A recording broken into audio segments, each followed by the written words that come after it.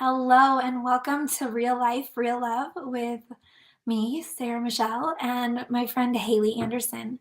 So, in today's episode, we're going to be talking about if you should date multiple men at one time, like why it might be good for you and why you might not want to, so that you can kind of decide at different points in your life and what's right for you. Because we see a lot of other dating and relationship experts out there like making rules about it.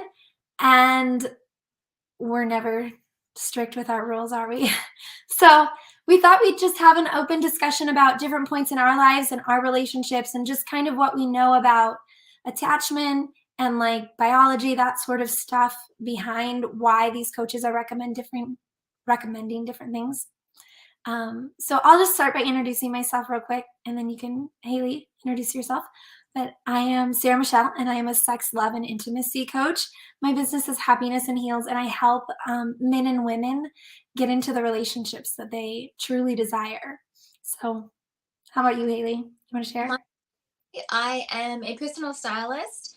I essentially help women step into their power, and my tool is clothing. So, clothing is something that a lot of people forget we communicate with, but also like to the outside world, but also to ourselves. So, when you're not having a good day, highly recommend don't put on your grey sweatpants. Actually, put on something that feels amazing, because sometimes we can't just lope around at home. Sometimes we actually still have to get up and, go to work. And it's a good idea to understand, I think, understand what we're communicating to ourselves and the world, and being able to do it for ourselves, because we're exposed to so much marketing. And this is, some of these conversations with commercial and media and like the messages, and we're told these are the rules and this is what we should do, versus who am I and how do I show up. And I had a client ask, about confidence and wearing clothes, confidence. And I was like, the number one thing is you.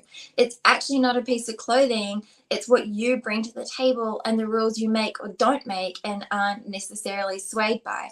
Yes, we have to conform to some things, like, wearing nice tailored clothing to the boardroom, or, wearing appropriate clothing in other situations, but you can do it your way. And that just feels so amazing. So I just help women claim that. Like, they already know basically what they want. And I just sort of go, yes, let's do it. Kind of give them that extra boost to step forward confidently in it.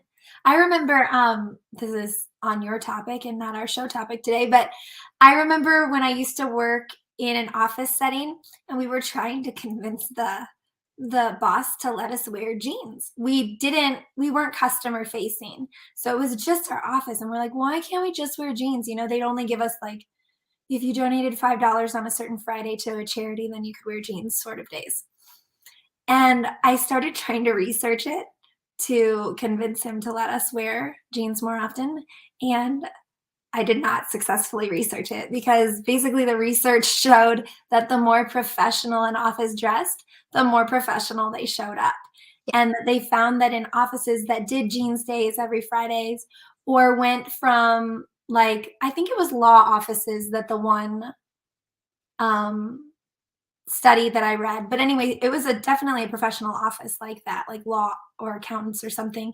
And they went from wearing suits to allowing khakis and polos. And they talked about how like production went down and how the people got so much more casual with each other. So I mean, I saw the research, but I also totally believe it, because me just working from home all the time, I meet with my clients over Zoom and stuff. There's a huge difference in the days that I get ready for like what we're doing here than the days that I roll out of bed and I'm like, okay, I'm just going to start working on my computer. I appreciate the flexibility, but it absolutely impacts your energy. It does. And we influence each other. So I cannot remember the statistics, but there was a bunch of research done in terms of a person dressed in a nice tailored suit, doing a couple of things that were illegal. And it showed people saw that person. It was crossing the street. It wasn't big game stuff, but it showed people would follow that person. They literally would got like that person was no more credible than they themselves, but they showed somebody dressed, which is, the topic of like salesmen and how that influences us just in what they're wearing. And like for me, for my heart, because, for us women, we are a little bit swayed by what goes on because we're taught that from birth. We're taught to, conform and go with the rules and, gather information and do the right thing and don't be the homewrecker. You need to keep everything together. And, like our topic today, like some people will say date 3 people, do the round dating thing. And then some people will say only date one person because it conflicts with X amount of stuff. And we get so narrowed into these boxes and forget we can influence ourselves. If we know we can influence ourselves and how powerfully and do those test runs, we can take back our power when somebody's influencing us. We're so mindful when we're in front of somebody, we can actually pause and be like, do I want this or am I being influenced by a suit? And it's a real question. It's actually a real question. It's not crazy. Like, those memes about when a man dresses in a suit and, how that changes everything, or it's real. It's actually a thing. And we can fight it or we can actually live with it in such a way where it's taking back our power on it and not feeling so influenced or unconsciously influenced. We don't know that that person is selling us a product or giving like if you're watching a TED talk with somebody wearing casual clothes as opposed to wearing business clothes, it changes how professional you see that person. It'll be like a doctor turning up in casual clothes. We would not pay as much attention to that person as if they were wearing a nice tailored suit. Like, it's just how it works. And so what I want, and I know what you want, and I know a lot of what women want, is to have our power back on these things, but not in a nasty way. Just actually as in, how can we have the best of this for everybody? How can I not be influenced to make purchases that may not be in my budget? How can I wear clothes in such a way where the days I just need to get some stuff done, what are the clothes that I can wear that give me that power, that get that stuff done so I can move on to some other things? Like, it's sort of strategic. Well, it is strategic, but it's emotional based. Yeah. Which people don't talk about. Like, we know we put on grey sweatpants or similar if we're not feeling well. We know that, but we don't click in thinking I can actually change that as almost like a switch and we can make a habit. I don't own grey sweatpants specifically because of how it makes me feel. So I just don't need that in my life. I would not pay money to wear those clothes to feel that way. I could feel that way in like a cocktail dress instead. I would rather feel fabulous and sad than like whatever terminology you would use to feel super sad in grey sweatpants. I understand. I'm sorry I'm laughing at you. It just sounds so like girly, but that's okay. Yeah. We both like being feminine. So maybe I shouldn't have said it that way because you don't have to be girly to be feminine, but still. Okay, well, let's go back to our topic for the day. So we're talking today about if you should be dating multiple men at once. And I think this came up naturally as a conversation for us recently.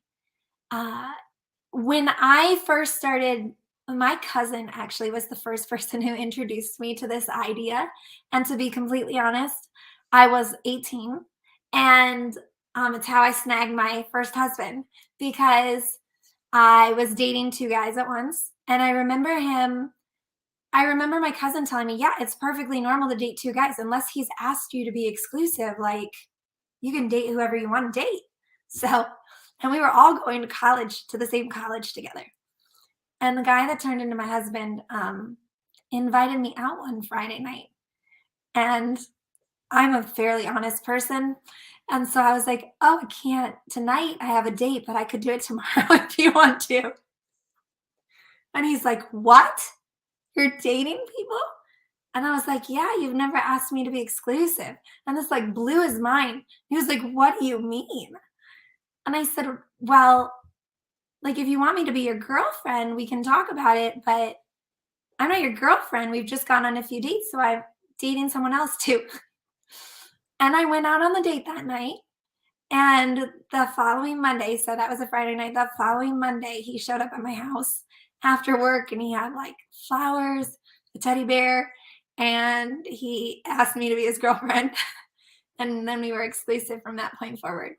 But that was just like my first kind of touch with it. After the divorce, many years later, because we were together for 14 years, I slowly got back into dating and dating more than one man at a time. My personal rule, and this is not anything anyone else has to take on, but my personal rule is I'll date as many people as I want, as long as we're not exclusive, obviously, then I consider that cheating. Um, but I'll only sleep with one of them at a time. I don't sleep with multiple partners at a time. So I don't know. I know where that came from and who suggested it to me, but it just felt good to me because I didn't want to be like, I was going to say cross contaminating. I don't know. You know what I mean, though? Like, I just didn't want to. It wasn't anything about being shameful. It was just more about like respecting the intimacy of. Yeah, and the of it, which other people don't talk about. So you can, like, when you are intimate with somebody, you are crossing boundaries and creating a different energetic bond. It doesn't have to be a permanent bond because it can be a conscious decision. I, over the course of years, I struggled with the idea of dating multiple people. And then I started really actually looking into it back in like 2015, 16, because I really, really, really wanted to know what I was doing. I get completely obsessed when I want to learn something. I'm like, there's probably a book. Somebody probably talked about this already. Somebody's probably like me, one step ahead or 10,000, and like written a book, and I can just buy it, sit there and like absorb it, and then be like, what kind of decisions do I want to make today? I just about every topic, and this was one of them that I looked up, and a few people recommended it, and they recommended it for various different reasons. And I sort of developed my own way of feeling about it. And one of them, sometimes you don't actually have to tell anybody else on the planet if you're dating more than one person, because essentially what is dating, right? It's getting to know a person. With the conversation, most people is like to either create a bond or a relationship or get into a further committed relationship, whatever is the choice, or just for fun. And you're allowed to do that in any capacity you want, as long as you're being respectful for like yourself, what feels good, and if you're having a conversation with the other person, if it's relevant, like with your soon-to-be husband, then became husband. It was only relevant at that point in time because it had never come up. And I know a lot of women, there's like this taboo topic around it, right? A lot of women are quite shamed about it. There's like words supposedly for somebody who spends intimate time with more than one person. But then there's, the opposite of what people say about that. They're like, well, who's that person spending intimate time with? It's men. So there is actually just manipulated labels applied to it. And in some places in the past, I have dated one person at a time, and other times I've dated a couple of people. But similar to you, where it's just a date. Like, it's like getting to know that person as a person. We're not kissing or anything like that, because that's next level. That's gone, I kind of like you, which takes normally more than one date, because you don't know. Like, I find we want to put on our best show, really, on our first date. We're going to dress our best, say our best, do all those things. So sometimes I find, because men are really good at that, they're really good at seducing, I want to see them in different ways. And sometimes you don't get to do that on a coffee date. You can't do, what some people recommend on the first date, do something adrenaline orientated, which I guess is another topic for another day. You could do something that's like going to like 2 or 3 venues at a time and creating a different experience. You can keep talking. I'm going to grab a sheet of paper real quick. I totally want to make a note about what you just said. So with dating, I found sometimes I talk to my girlfriend if I was feeling a little bit like anxious or confused, or other times it was just, I met somebody on a dating app, or I met somebody in real life, and I just said yes. Like, if it felt like the right thing to do, let's go out for a coffee. Like, if I have 3 coffees in 1 week with 3 different guys, it's not weird or illegal. What I think is important to remember is the reasons why we're doing what we're doing, and then keeping like back in alignment with ourselves. How does that feel for us? And if we're crossing a personal boundary, often I won't say anything to any of the guys. They don't need to know. I went on a coffee date with somebody else.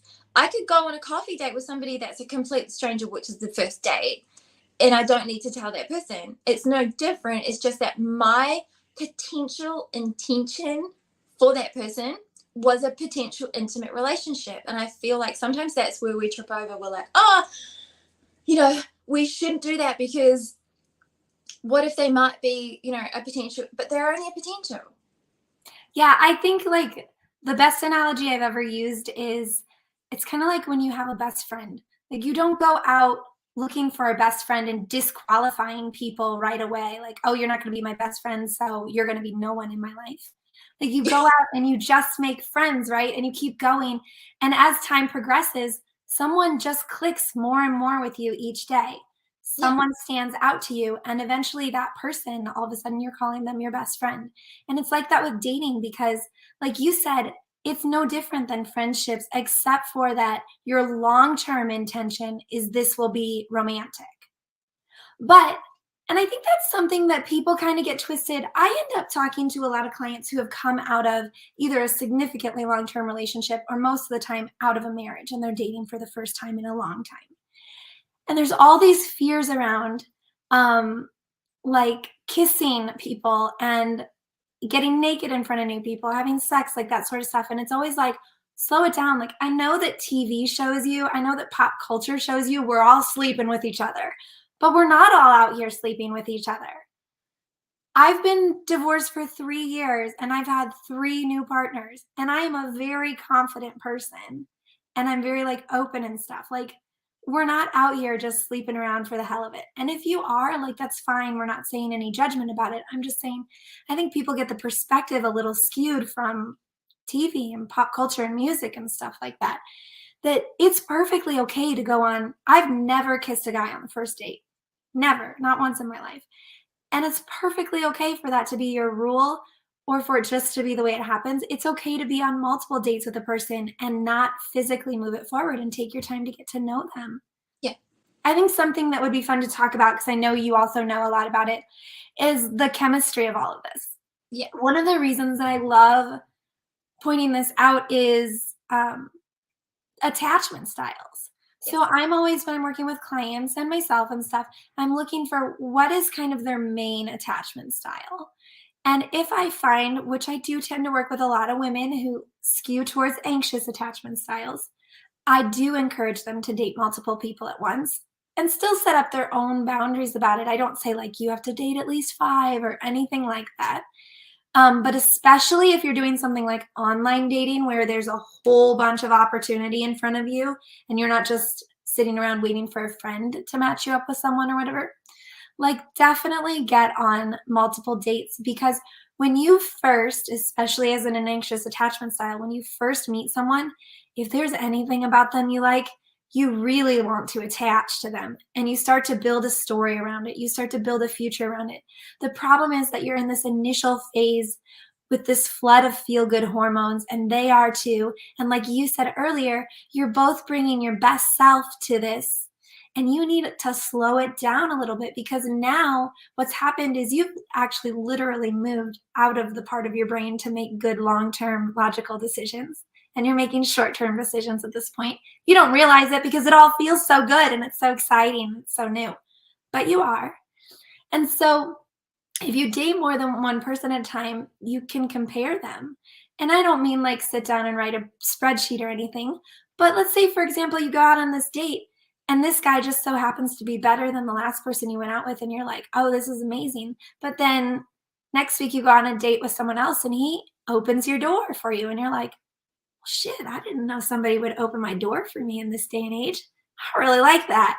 Like it's not even like it's about getting to know what you want and what you like better too, because you don't always know what you want until someone shows it to you. Yeah.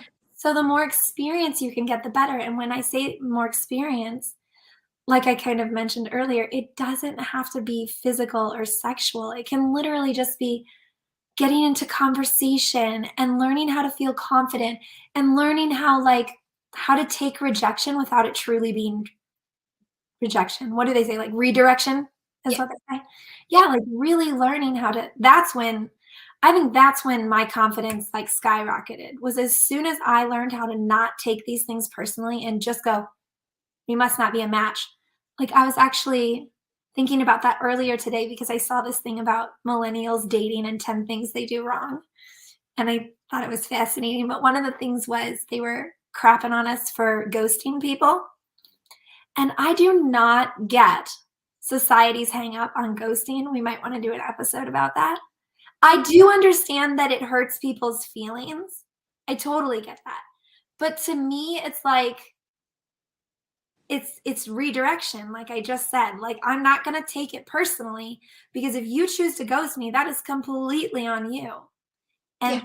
And I don't want to marry someone who's going to be willing to do that. So it hurts and I'm going to feel it and I'm going to process it, but I'm going to move the hell on and I'm not going to stay hung up on this because it's no different than you like, I don't know what would be another deal breaker when you're dating someone, but it's just basically a deal breaker to me, is all it is. Yeah. Yeah. I think it's important to feel like, well, okay. So often on first dates, I have a couple of things that, because I've figured out what I want to see and how I want to feel on a first date, I will ask certain questions beforehand and get to really know them, especially if it's from online dating and we've never met. I want to know who I'm meeting in person. So, you can do voice calls, you can do video calls, you can have conversations at different times of the day. But often I want to go for a coffee date because most men want to, it could be an age thing, but they want to, be done with their work day or done with their week, and they want to go out and let off some steam. And I that person is like in the day-to-day life because I'm a solo mom, so I need to know what that person's like in real life all the time, not just like once every 2 months when they go out for like 3 drinks. I actually need to know more of that stuff. So, like, I want to see that person on a coffee date. I want to see them broad daylight. What coffee are they drinking? How are they holding their face? How was their tone changing? And I figured out how I want to be on that date as well. Like, what do I want to wear? I don't want to show up wearing like my sexiest outfit that I would do for an evening date. I want to show up wearing something probably nice. It's probably midday during my work day. Yeah. So it's going to be in the middle of my day, but also it's going to break up and have a bit of fun. And I'm just going to see that person where they're at during the day and how that feels. And I've managed to monitor myself, which is important if you're going to date more than one people. You get to see who you are in front of different types of people. So I see in different situations, if I have to park ages away from the cafe and then walk and it's a hot day, I am not a good fit when I get to that cafe. I'm an absolute mess. And then I'm going to want a coffee and then I'm probably going to talk too much. And I've worked out, Hayley, don't have 2 coffees on a date. Just don't. Like, I've worked out things that I should not do. And I've only done that because I let myself not have rules around how many dates I need to have with this person or how many people at the same time. It's not like you're all hanging out in the same room, but at the same point in time, that would be fun. Like if you went to an art gallery and there's a few different of them there and see how they interacted or, how they interacted with you, etc. You're allowed to do that. And I'm not saying we're allowed to copy men because some of that can be ruthless, but they are. So it's not like it's actually something crossing a man's personal boundaries. They're often talking to like 5 other women at the same time. And if you pick something like a coffee or to go for a walk or whatever kind of date that you want, I highly recommend people try a day date first, broad daylight, everything. Nobody can come at you with like, on your first date, you were dressed super sexy, and then every time after that, you're not. And so it sets up in their mind like this is who you are. But I'm only like fully dressed, like proper dressed up to go out, like maybe once every 6 months. So for me, I want the realism, and the realism is going out for coffee. It is going out for coffee, maybe even more than once in a week with one person. And that's totally fine. And seeing them on different days and seeing myself and how I am around that person. Am I calm and confident? Am I like, tripping over my words? Am I totally flabbergasted by their accent? So I'm a Kiwi and I live in Australia, and there are a lot of other cultures here with different accents. And I have been on dates and I've just looked at that person and thought, do not ask me too many questions because I don't know what you're saying. I don't know. And it's so embarrassing, but I can spend more time with that person and understand what they're saying without it being like overwhelming. And first dates are overwhelming, right? And we put so many eggs into the basket. Like, I've spent 2 weeks talking to this person, or I spent like the last 48 hours nonstop talking to this person. We build up in our minds that potential, but it doesn't exist. That scenario of how women invest in potential, but men invest in now, and how that crossover becomes a big problem with dating, because we are dating, investing in the potential. They're not. They're investing in who you are now, which works if you understand who you are on a date, which I think you can only do if you try them more than once. Like if you try ice cream once and it just happened to be like caramel and all your favorite things, you're only going to have that one perspective of ice cream. But if you had 3 different flavors and one was like, it had like a texture to it, like a hard candy texture in it, and another one had like, I don't know, chunks of nuts or marshmallows or something, and one was smooth, it's a different opportunity to know what you kind of like with zero commitment. You're not investing in the potential of buying 10 more liters of that ice cream. Men are like ice cream. I love it. What a fun little webinar that would be. Men are like ice cream, and here's why. Mm-hmm. I love it. I agree, though. I have done all different types of dates, and I have literally gone on a date after an exercise class. I'm not a big sweater, so it was probably okay, but I do remember calling my friend because I was like in the back of my minivan using like kids' butt wipes, like just kind of cleaning up, switching my top, and heading out. And I've also gone on dates where I've like completely dressed up, dress, hair, makeup, everything. The way I always do it is just basically what I feel like. What do I want to do? Because the truth is, I'm multifaceted. So whoever ends up dating me is going to get a ton of different versions of me over the course of dating. And they're going to have to be okay with that if it ends up with any sort of commitment. But I do hear women saying like it takes too much time to date and things like that. And I just don't think it's true. I think it takes too much time to date if you don't know what you want and you don't have good boundaries. But if you have those things in place, you don't have any problem.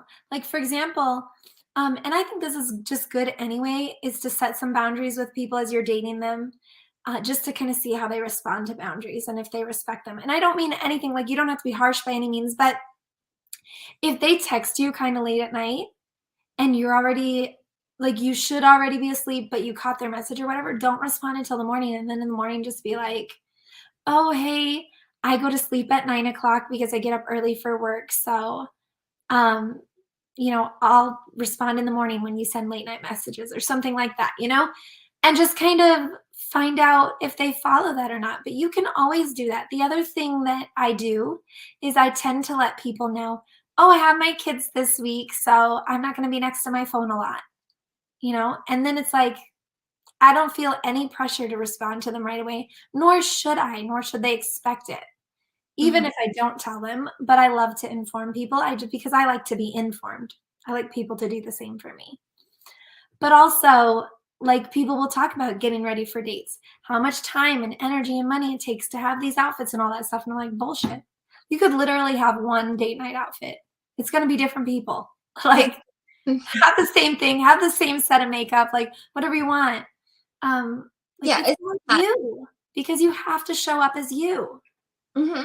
And I forgot to talk about the biochemistry about it before. So Oh yeah. because we're investing in potential, if we put all our eggs in one basket and we see that person and we're like banking on that, we're building actually a biochemical response to anything they do, and we're building an attachment with that person.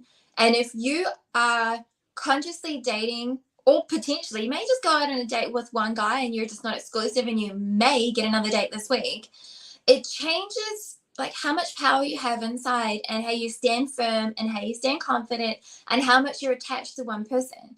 And this is where sometimes you can get straight back into past abusive patterns or past bad habits or things that you don't want, because it's easy for us to go for something that feels comfortable. We may want to change something from like a marriage or a long-term relationship. And if we go into, which I believe, if we go into dating one person, we get one perspective, and it's super easy from a biochemical and neurological perspective to do the same thing we've already done in the past. It's like in your mind, it's a hard-worn road, and your mind always takes the easiest path. You've got your brain, like the way I think about it is your brain is like electrical signals, and electricity takes the fastest path. Always remember that. Don't touch it. So in your brain, it's going to take the fastest path, and it's going to take the most well-worn path with all the neurological connections. So if you're dating one person and they seem similar or familiar or something that you like and you already know you like it, it's something that you've already been exposed to, and there's potential you may not end up in a different kind of relationship, and you'll go out and keep repeating the same patterns because your brain is biochemically and neurologically wired to do the same thing. And that's like, and a lot of people, if they're like, this one's different, and your friend's like, but he sounds the same. And often you will have dated that one person, you will have created some kind of investment in that potential and an attachment. And if you kiss or hold hands or create some of that nice bonding of the biochemistry, you want that hit again. And so you're focused on that. And it's not the best recipe, right? Sometimes the best recipes come from if you've got different ingredients in the cupboard and you try something different and it's like the best muffins you ever made, and it just was something that you tried different and it was just an option. And if you're, so over the course of 1 to 2 weeks, you go out on like 2 to 5 dates, that's 2 to 5 different ways where you are not bonding with something that is a potential. You're actually just seeing that person for who they are, and you're creating more what feels like to me structural confidence. Like I imagine and envision your shoulders are pulled back, you know, you're sitting better in your posture because you're not like, oh, this person has to be something. It's more like, who is this person? Because there is potential in another person. So it's almost like reallocating where you invest your potential. And you just go, well, what is this? Like, you're not like, this ice cream has to be the best. It's more like, is this ice cream the best? Do I like ice cream? Yeah, and you know, something I was thinking about early on as you were saying about the chemical responses and like familiarity is a lot of times people coming out of abusive relationships need time alone before they step into new relationships. I'm not a big believer on setting a specific time frame for anyone. Um, because I do believe people come in and out of our lives in sort of a predestined way. And like I believe in fate and all that sort of stuff. So I'm not super set on any rules around that.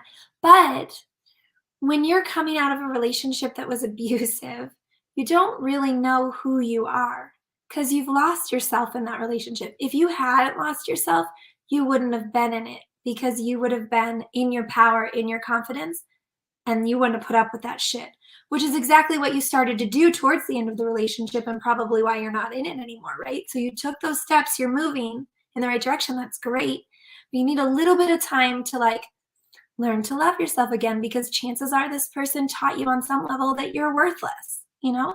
And you need to remember like, no, I'm amazing and here's why I'm amazing. Maybe I'm not the same as this girl over here, this woman over here, but I am myself and I'm amazing.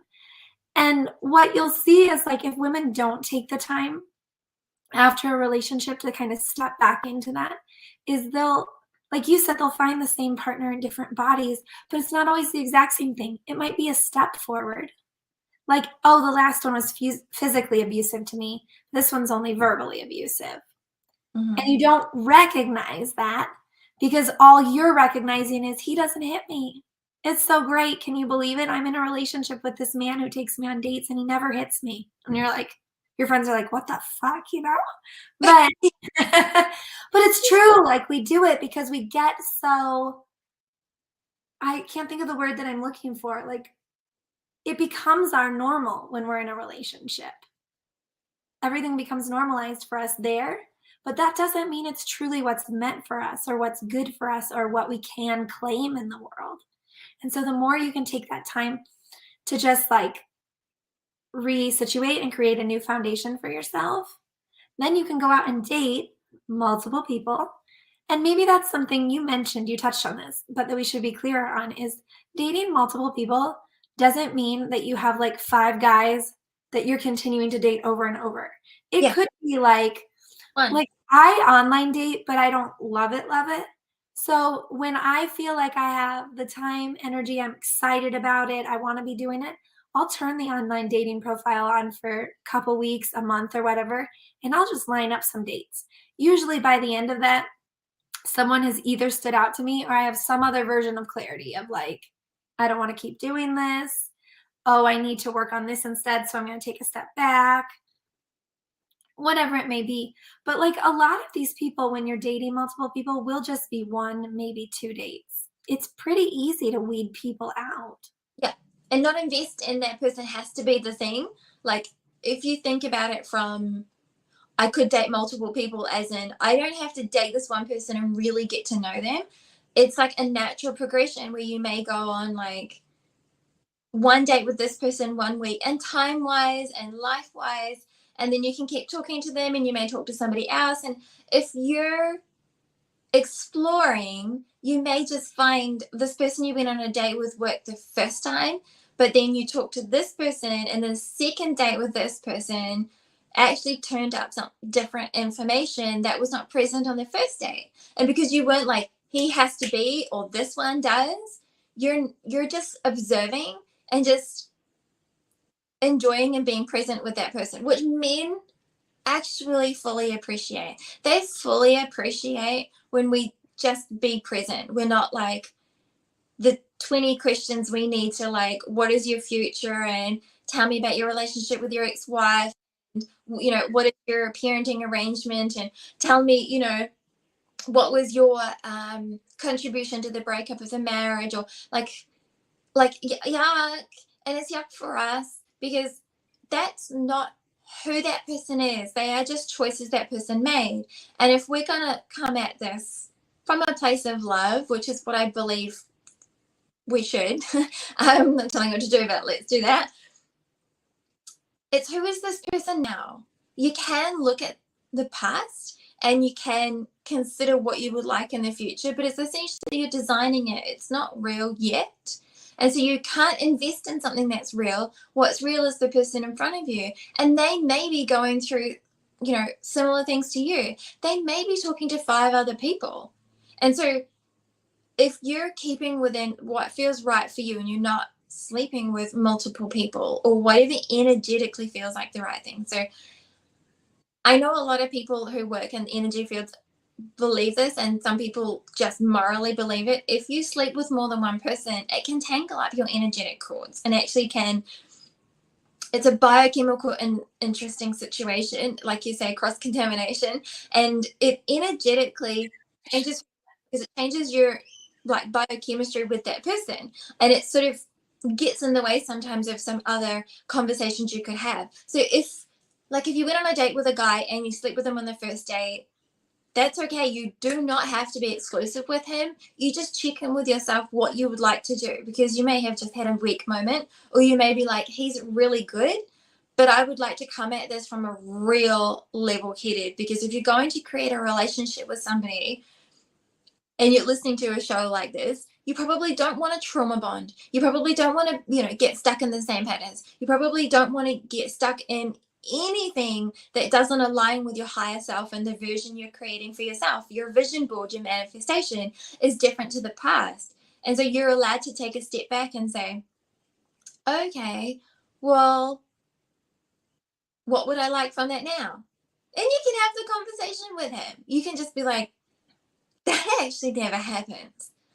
But what I would like now is to get to know you better, or I would like to go out on a coffee date with you, or what feels like the right thing, and meeting them now, which is what I started talking about, like meeting them where they are at now, even if you got to past the point of sleeping with them, even if you don't really know, if you're present with a man, he will appreciate that so much. And one trick, I don't know if we've talked about this in the past, that I've learned is to ask a man to bring you back into your body too, because we get stuck in our thoughts, we get stuck in our energetic bodies. And if you really, really want to change something for yourself in the future and you're struggling, you can ask him when you're in conversation, just touch my arm. Like if you're sitting across from each other or at the movies or having a conversation, like just if you ask him to touch your arm, it's non-sexual, it's grounding, it's something you can do to even a stranger, to like grab them and hold them. It brings you back into your body so you can have those conversations. It also tests things of, can they be there for you in ways when you're not there for yourself, and create that team effort, etc. But it gives you a chance to be present with him now, and he's going to appreciate that, and he'll also appreciate, because if you do it right, you'll actually also activate his hero instinct, because he kind of saved you from like going up into the clouds. And if you appreciate, him bringing you back into real life, like it just becomes this really nice situation that happened, and then you can go and reproduce that. But being present with him is super important. And as you and I know, sometimes to do that, you need to not be investing in potential. You just invest in the person now and invest in yourself and what you want. And sometimes that's easiest if we don't think this is the one. If we just think, well, Mark is going to text me tomorrow and we may have a coffee date. And so it actually makes you evaluate this person in front of you with a bit more heart and soul, because you'll be like, what is the substance of this person? Like, is this what I want? Or do I just want to like round date and actually date a few different people and be, non-sexual with them? And if you know that this is not the one, you're just actually dating the person right in front of you, you can have really good conversations and make really good new choices.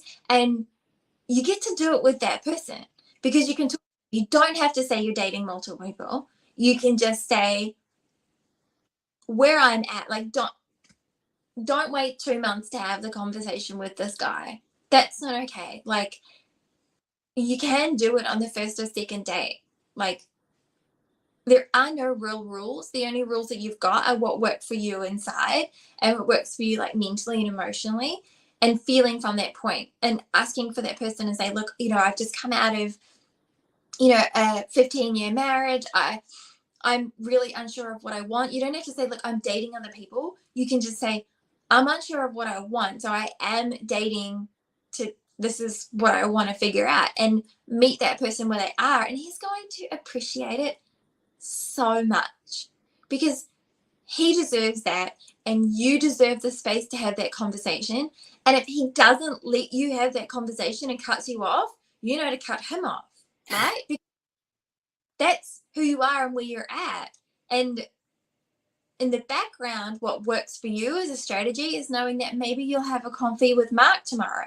And if this conversation with this person doesn't work out based on where you're at, well, it might work with Mark. So I want to clarify something, and if it feels like I'm putting words in your mouth, correct me. But I just want to make sure that as women are listening, that when you say like not to get attached to it because oh, I'm trying to remember the exact words you said. It was just a little while back because I didn't want to interrupt you. And you were talking about like, well, I might have a coffee with so-and-so tomorrow. He might text and ask. To be clear, we're not suggesting that you play any sort of games. Mhm. or that you should not have the boundaries that feel good to you.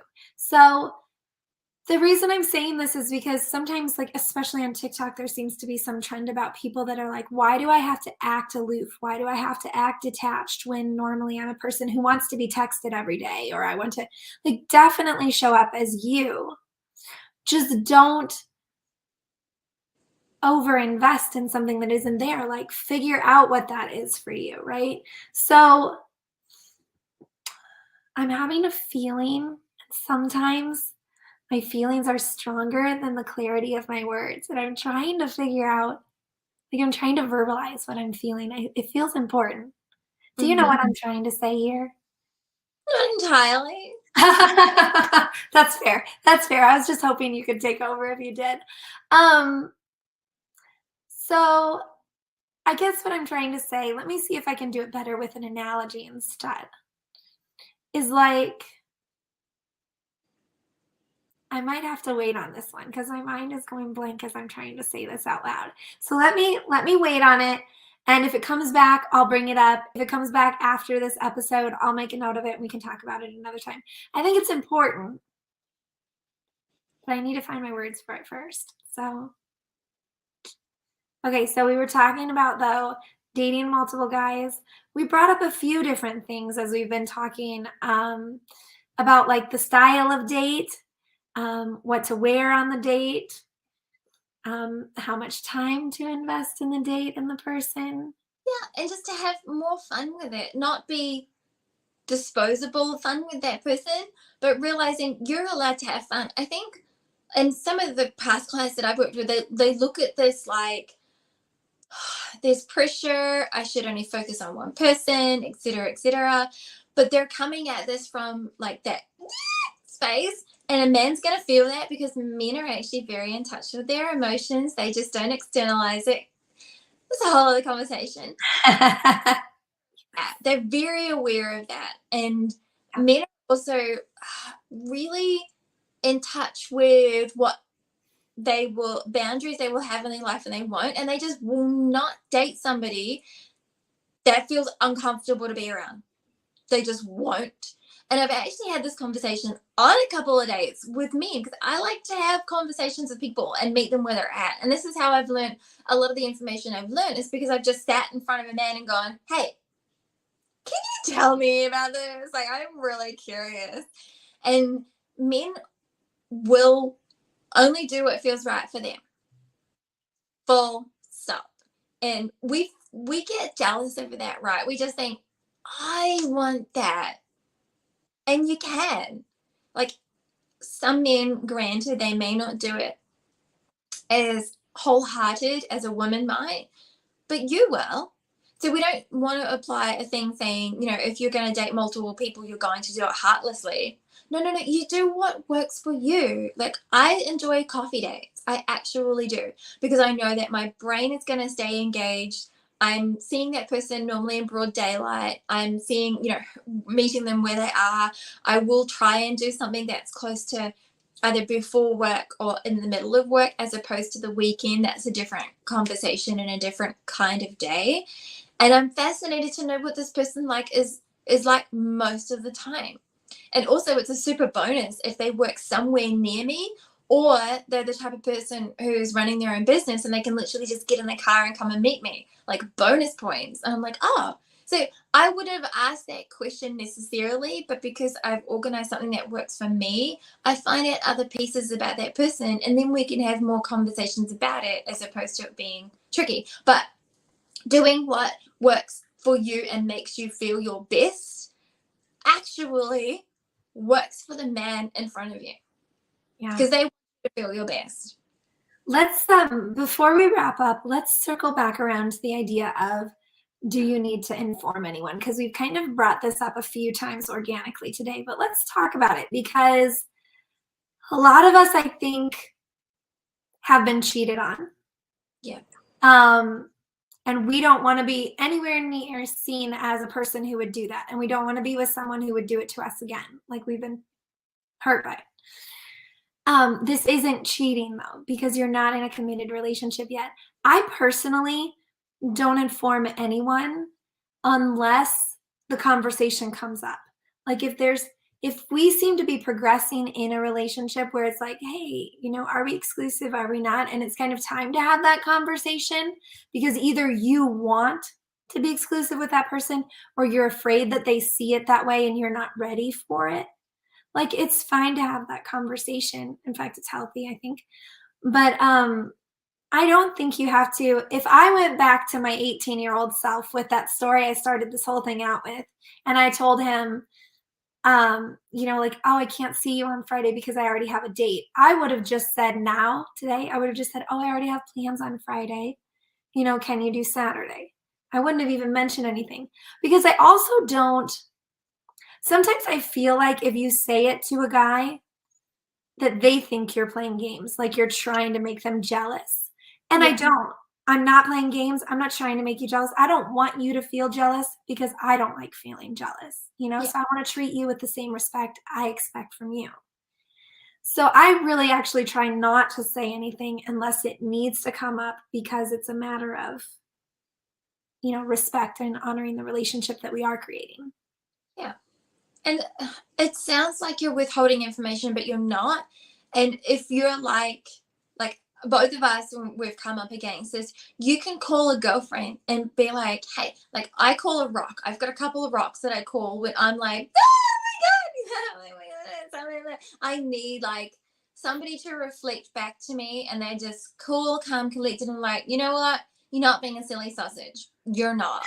You're actually doing all the right things. I like it when my girlfriends call me out on how spastic I am being or how spastic I think I'm being. And they're like, you're actually not, you're doing the right thing. Or it is smart to call a girlfriend and be like, I went on a date with this guy and this other guy asked. Like, if you're online dating, there is potential that you're having different conversations at different points in time.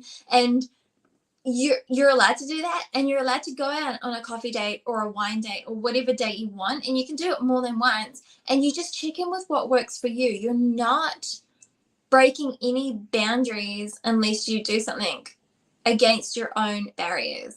And you can honestly just sit in front of that guy and tell them the honest truth. You can be like, at the moment, I've left a relationship, or this is what I'm moving through. And because you and I know, and we recommend, like, because you can only heal so much by yourself, and in the rest Mhm. of the healing and stuff, especially from the past, it's not that person's place, but you can tell them where you're at, and they may actually help in the progression of your healing on a certain subject that you're working on. And it may be dealing with your anxious attachment style. And like, I know I've had conversations with men that I've dated, not the one-off dates, but specifically men that I've come into like more of an exclusive, an exclusive dating situation. We've stopped seeing other people. We've talked about that. We're in each other's lives, meeting children and doing that sort of stuff. And I tell them where I'm at, and I say, I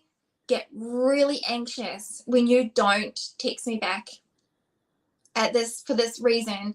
And I will be really honest and say it's because my ex did this, and this is where it led down. So my mind goes there, and I don't believe this of you, but this is my experience, and I don't want you to just have a panicked version of me and not know where it's coming from and judge me from that. We're not a clean slate anymore, and we're allowed to have these conversations. But in terms of like, if you were dating multiple people, or potentially, let's just say it's really more potential dating. Like, one guy asked you out on a date, so you said yes, and you don't know where it's going. And you're talking to another guy and he asks you out on a date and you say yes. You can say yes, and then it may take 2 months to have those dates. And that can be classed as multiple dating. Like, it's just because you're not exclusive. But you can say to that person where you're at. Like, you can be like, well, I went on a date with this other guy, and this happened, and see his response if you want. You're allowed to. You can't do this wrong. This is what I think is the most important thing to remember.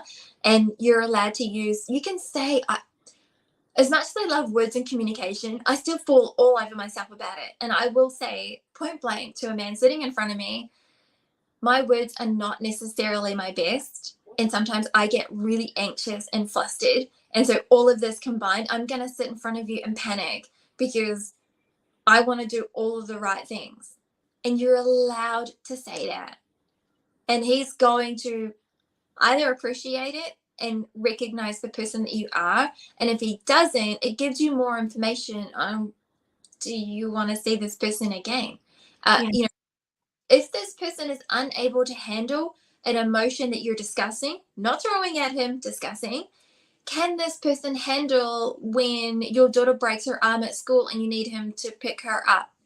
Like, the more important things, like if they're tripping over small things with you, like your emotions that are yours and they're fully contained, and all you're doing is verbalizing it, can that person do a different kind of thing?